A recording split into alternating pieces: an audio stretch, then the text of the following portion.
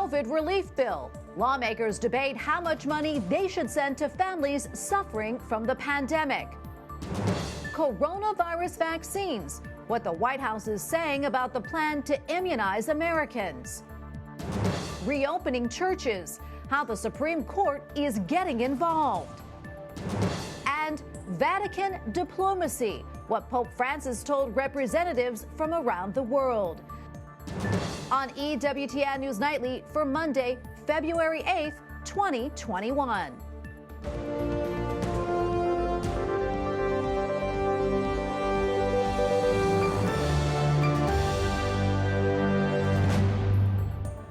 Thank you so much for being with us tonight. I'm Tracy Sable. The coronavirus continues to impact global travel with restrictions tightening in some parts of the world. And while the vaccine effort continues, the emergence of new variants is causing some concern. Correspondent Mark Irons starts our team coverage tonight. Mark? Tracy, we are seeing signs of progress with reopenings in places like hard-hit New York, but let's start with the emergence of these new COVID-19 variants, now raising questions about whether or not existing vaccines will work. Addressing COVID variants, the director of the CDC is asking everyone to keep their guard up, even though hospital admissions and cases are consistently dropping. The continued proliferation of variants remains of great concern and is a threat that could reverse the recent positive trends we are seeing. The first variant was first discovered in South Africa, and now the country has suspended plans to immunize frontline healthcare workers with the AstraZeneca vaccine.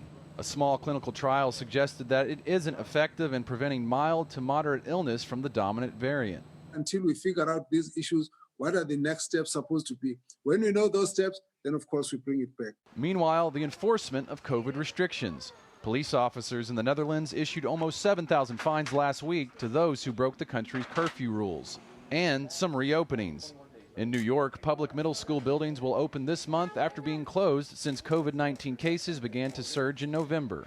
And the mayor announced a new kind of opening day at Yankee Stadium. Opening day at Yankee Stadium, but a different kind of opening day. Opening day for vaccinations at Yankee Stadium. And finally, first reported by the Catholic News Agency, Pope Francis and Pope Emeritus Benedict XVI have now received their second and final dose of the COVID-19 vaccine. In the studio, Mark Irons, EWTN News Nightly. Treasury Secretary Janet Yellen says the economy is in a deep hole with millions of lost jobs, but she believes the effects of President Biden's $1.9 trillion relief plan will restore full employment by next year. Lawmakers are drafting details of that plan right now. Capitol Hill correspondent Eric Rosales continues our reporting tonight. Eric? Well, Tracy, GOP senators that I spoke with say that President Biden's proposal is simply just too expensive and that it could trigger an inflation hike. Meanwhile, the work continues in the House as lawmakers continue to work on the specific details of the next stimulus bill, one that they hope will help Americans who are struggling due to the coronavirus. We have got to pass that legislation as soon as we possibly can. As part of the COVID-19 relief bill, House Democrats say that they want to boost the child tax credit. Now at a maximum of $2,000, they want to raise it to as much as $3,600 per child a year. And despite words of caution from President Biden Friday that he may not push to include in the bill a raise to the federal minimum wage, Senator Bernie Sanders, chairman of the Senate Budget Committee, said committee lawyers are working to build a case to make that wage increase possible.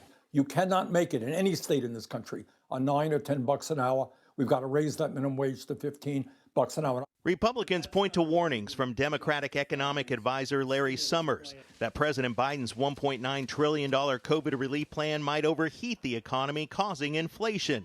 Yesterday, GOP Senator Bill Cassidy accused Democrats and the Biden administration of obstructing the bipartisanship they claim to want, saying, quote, "It takes two to tango. Right now, I'm not sure we have the two to tango." As lawmakers battle over COVID relief, news today that Congressman Ron Wright, a Republican from Texas, died yesterday, 2 weeks after testing positive for COVID-19 and after a long fight with lung cancer. He is the first sitting member of Congress to die after contracting COVID-19. A champion of the unborn, the Susan B. Anthony list said Congressman Wright was, quote, "a voice for the voiceless in Congress." And news of Congressman Wright's death has spread quickly here on Capitol Hill. House Speaker Nancy Pelosi put out a statement. She says that she hopes it's a comfort to the Wright family to know how many people are mourning his death, and he will be missed greatly, and she is praying for them. As for the COVID relief bill, she hopes to have it before the Senate in the next 2 weeks. At the Capitol, Eric Rosales, EWTN News Nightly. Well, the White House admits there is a great deal of confusion about coronavirus vaccines, while also emphasizing the nation has to continue to drive down cases. This, as President Joe Biden takes a virtual tour of a vaccination site in Arizona. White House correspondent Owen Jensen joins us now. Owen.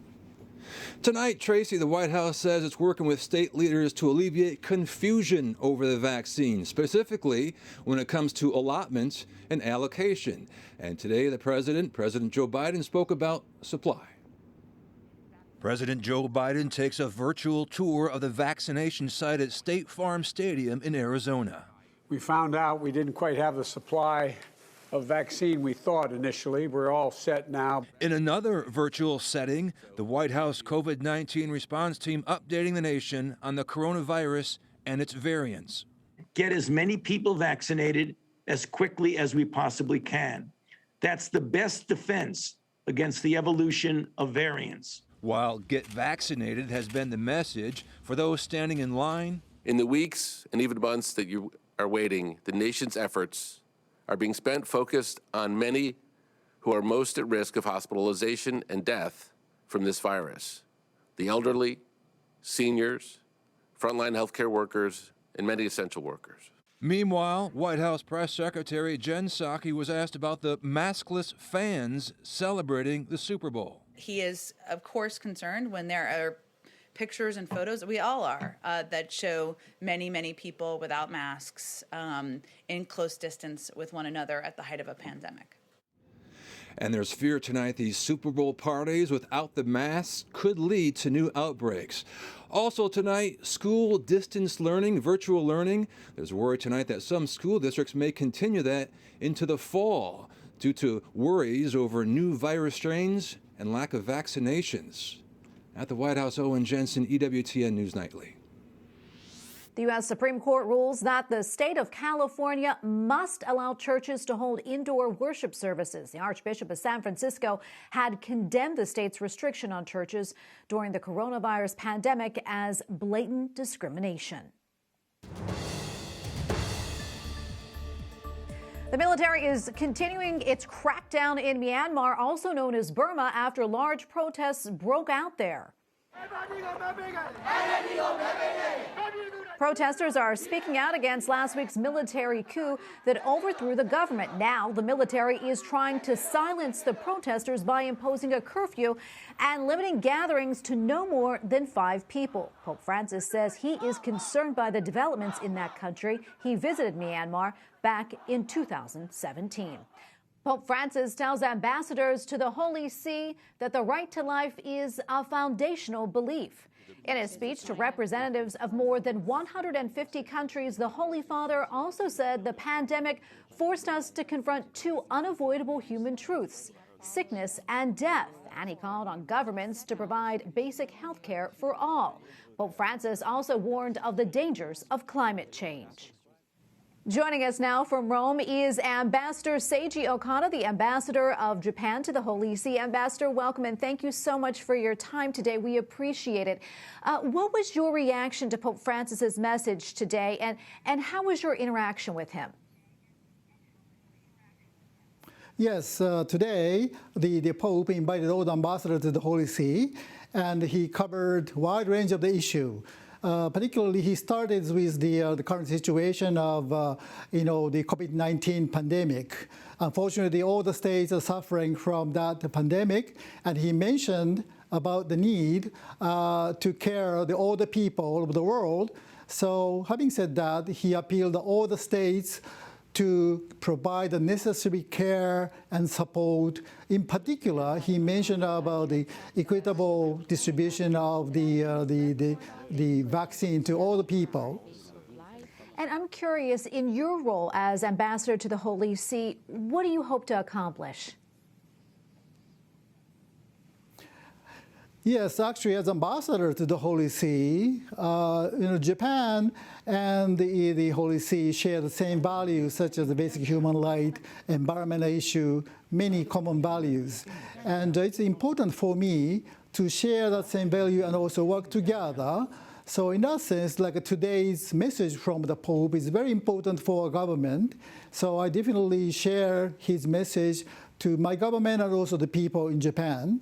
And based on his message, we work together. And at the same time, we see, the importance of the Holy See, because the capital of the 1,400 million Catholic people, the influence of the Pope is very, very big, particularly for informing the world opinion. So in that sense, it may be very difficult, very, very important for me to work with the Holy See.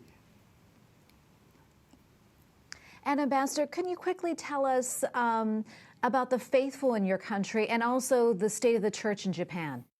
In terms of the population of the Catholic in Japan, it's very small, only 0.4% of the whole population.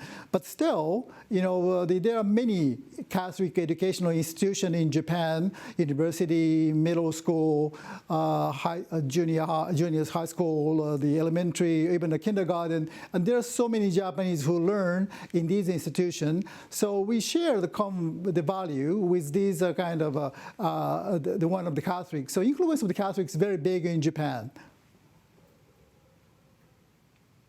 Well, Ambassador, thank you so much for your time today. We really appreciate it. Thank you so much, Ambassador Okada, the Ambassador of Japan to the Holy See. My pleasure. Thank you very much. Coming up, prayer to end human trafficking. Hear the Holy Father's message to the world. And international chaplain, who Catholic business leaders can turn to for help.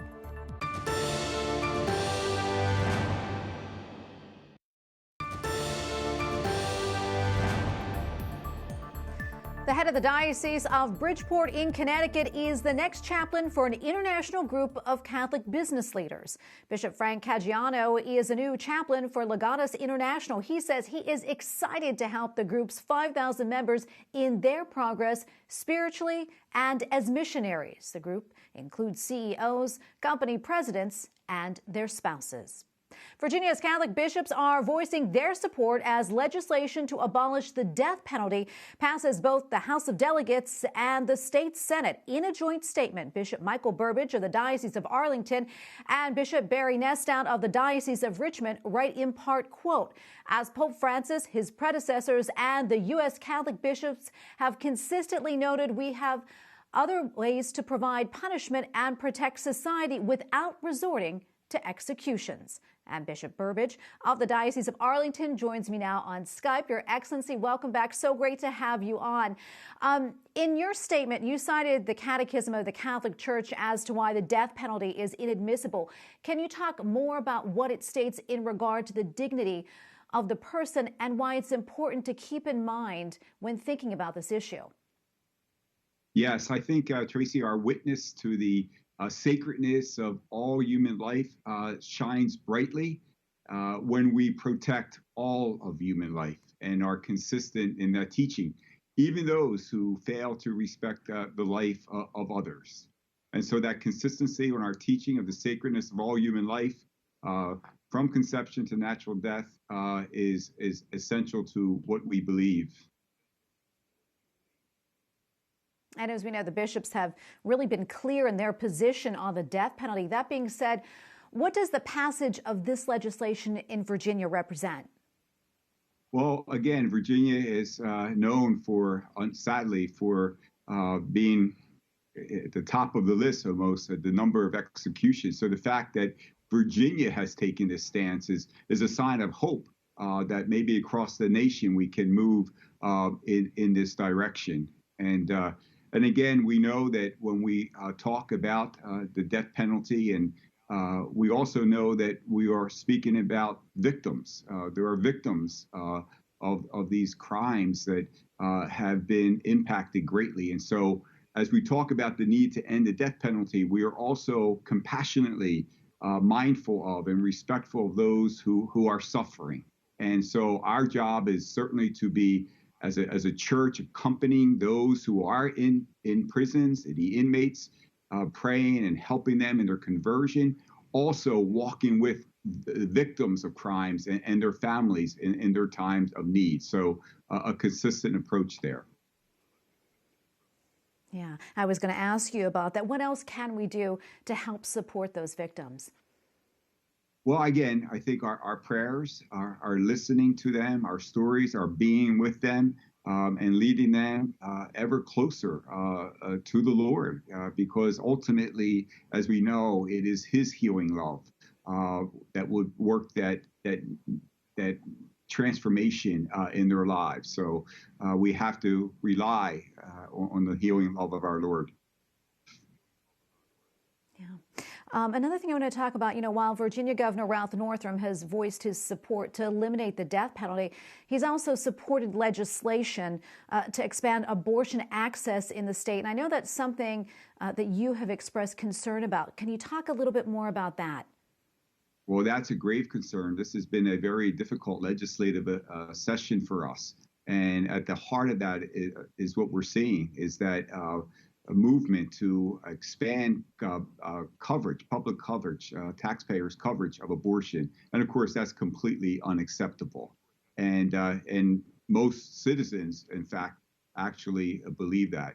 We see, here's where we see the consistency of the Catholic Church, where we can say, as we see some steps the legislation's making, okay, we oppose that, but we can support this. But the thing is, we're consistent because we have the truth. We have the gospel of life, and public expansion of the coverage of abortion and abortion itself, absolutely unacceptable. And the advocacy, the prayer, the witness of the faithful throughout this Commonwealth and throughout our nation obviously are needed more than ever as we see such bills being passed and move forward. Well, thank you so much for coming on, Your Excellency. We always appreciate your analysis. Bishop Michael Burbidge of the Diocese of Arlington. Thank you again. Thanks so much, Tracy. Up next, message of hope. Pope Francis speaks to those who struggle with suffering. And Super Bowl champion, what you should know about the big game.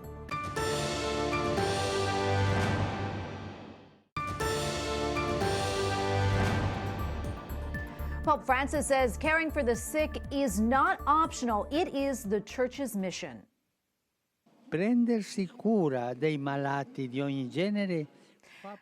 At a Sunday talk with pilgrims at the Vatican, the Holy Father said Jesus is present in our suffering. He doesn't show his love from a pedestal, but rather through his closeness and compassion. Pope Francis asked the faithful to do the same. Pope Francis calls on countries to build economies without human trafficking. Una economia senza tratta. On the World Day of Prayer Against Human Trafficking, the Holy Father says every enslaved person must be set free. And without human trafficking, we can create a world that builds unity in a long-lasting way. Joining me now on Skype is William Saunders, law fellow and director of the program in human rights at the Institute for Human Ecology at the Catholic University of America. William, welcome back. Thank you so much for being with us today. In his video message asking for prayers for victims of human trafficking, Pope Francis said that, quote, in times of crisis, human trafficking proliferates. What are we seeing right now globally in terms of the number of people affected by human trafficking? And also, what type of impact has the coronavirus pandemic had on it? Well, we never know the exact numbers of people trafficked because it's usually illegal and secret. But one thing we know for sure during the pandemic is that more and more people are on the internet. And we know the internet can be a very dangerous place where young people or vulnerable people can be seduced or tricked into activities that become sexual or other kinds of exploitation. And of course, we know today we're also celebrating the feast of Saint Josephine Bakhita. She's the patron saint of human trafficking survivors. I know that you attended her canonization in Rome back in 2000. Can you tell us a little bit more about her life, what she represents, and also what we can learn from her? She's a fantastic saint.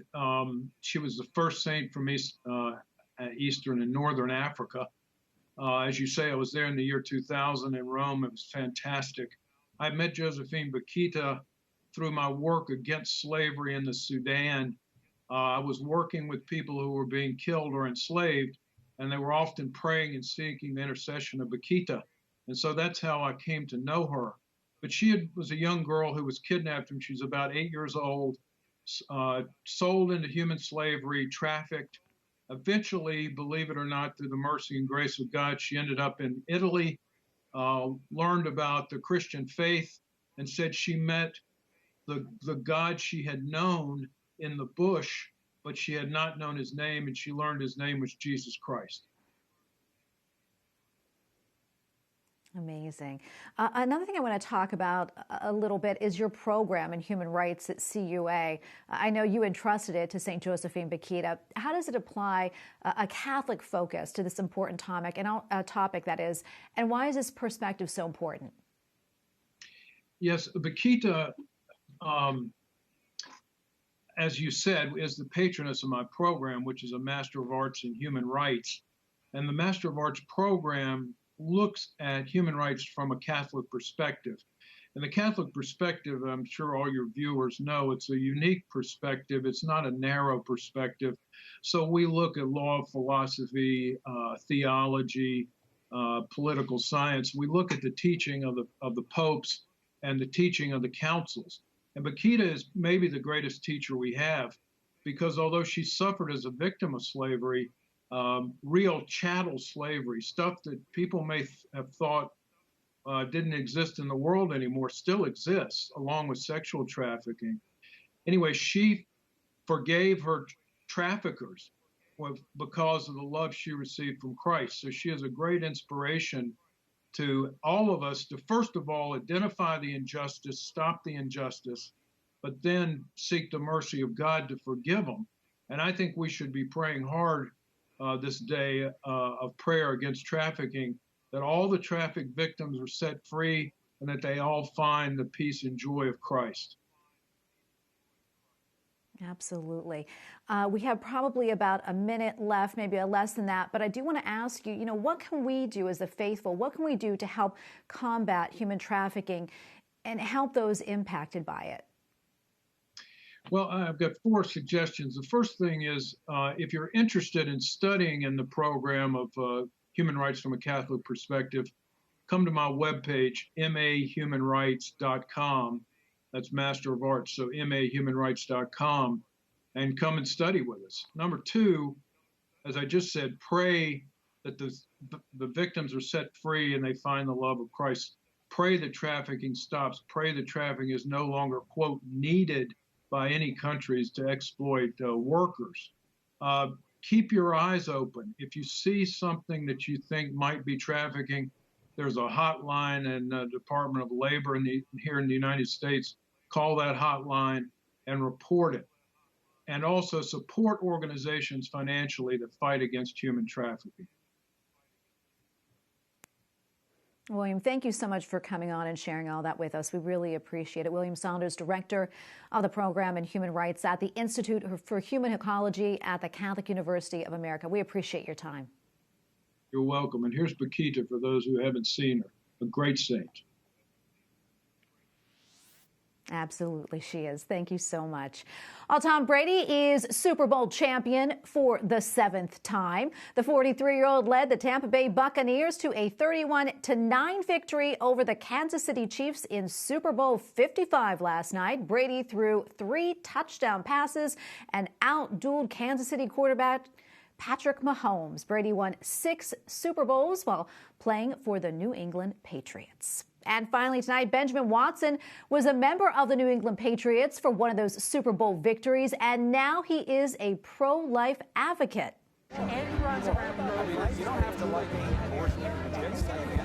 Watson has released a new documentary with interviews from people across the political spectrum. He says that he hopes divided hearts of America will unveil the truth about abortion, its history, and where our country is headed. The movie is available on video platforms this month. Watson and his wife spoke at the virtual March for Life in January. And we thank you for watching tonight. For the entire EWTN News Nightly team, I'm Tracy Sable. Good night and God bless.